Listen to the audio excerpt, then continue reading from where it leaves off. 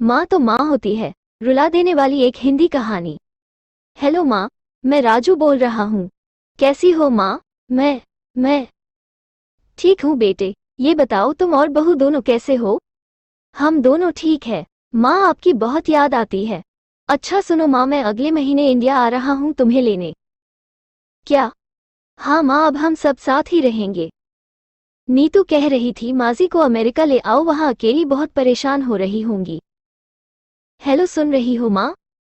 हाँ हाँ बेटे। बूढ़ी आंखों से खुशी की अश्रुधारा बह निकली। बेटे और बहू का प्यार नस नस में दौड़ने लगा।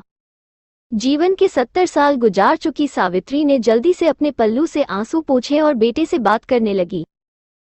पूरे 2 साल बाद बेटा घर आ रहा था। बूढ़ी सावित्री ने मोहल्ले भर में दौड़ दौड़ कर ये खबर सबको सुना दी।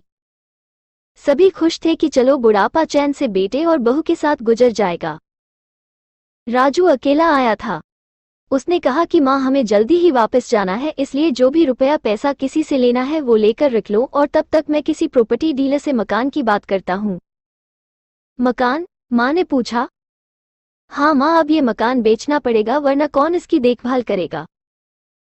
हम सब तो अब अमेरिका में ही रहेंगे। बूढ़ी आंखों ने मकान के कोने कोने को ऐसे निहारा जैसे किसी अबोध बच्चे को सहला रही हो। आनन फानन और औने पौने दाम में राजू ने मकान बेच दिया। सावित्री देवी ने वो जरूरी सामान समेटा जिससे उनको बहुत ज्यादा लगाव था। राजू टैक्सी मंगवा चुका था। एयरपोर्ट पहुंचकर राजू ने कहा, माँ तुम यहाँ बैठो, मैं अंदर जाकर सामान की जांच और बोर्डिंग और वीजा का काम निपटा लेता हूँ। ठीक है बेटे। सावित्री देवी वही पास की बेंच पर बैठ गई। काफी समय बीत चुका था।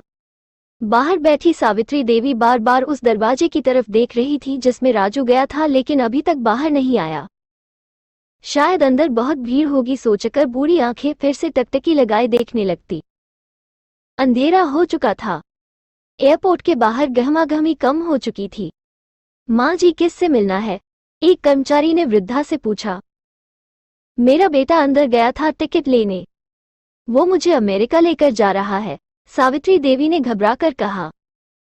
लेकिन अंदर तो कोई पैसेंजर नहीं है, अमेरिका जाने वाली फ्लाइट तो दोपहर में ही चली गई। क्या नाम था आपके बेटे का? कर्मचारी ने सवाल किया। राजू। सावित्री के चेहरे पे चिंता की लकीरें उभर आई। कर्मचारी अंदर गया और कुछ देर बाद बाहर आकर बोला, माँ जी, आपका बेटा राजू तो अमेरिका जाने वाली फ्लाइट से कब का जा चुका। क्या? वृद्धा की आंखों से आंसुओं का सैलाब फूट पड़ा। बूढ़ी माँ का रोम रोम कांप उठा। किसी तरह वापस घर पहुंची जो अब बिक चुका था। रात में घर के बाहर चबूतरे पर ही सो गई। सुबह हुई तो दयालु मकान मालिक ने एक कमरा रहने को दे दिया। पति की पेंशन से घर का किराया और खाने का काम चलने लगा। समय गुजरने लगा। एक दिन मकान मालिक ने वृद्धा से पूछा, माँ जी, क्यों नहीं आप अपने किसी रिश्तेदार के यहाँ चली जाए, अब आपकी उम्र भी बहुत हो गई, अकेली कब तक रह पाएंगी। हाँ चली तो जाऊं, लेकिन कल को मेरा बेटा आया तो यहाँ फिर कौन उसका ख्याल रखेगा।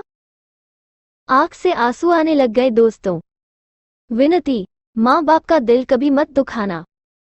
शिक्षा, माँ तो माँ होती है।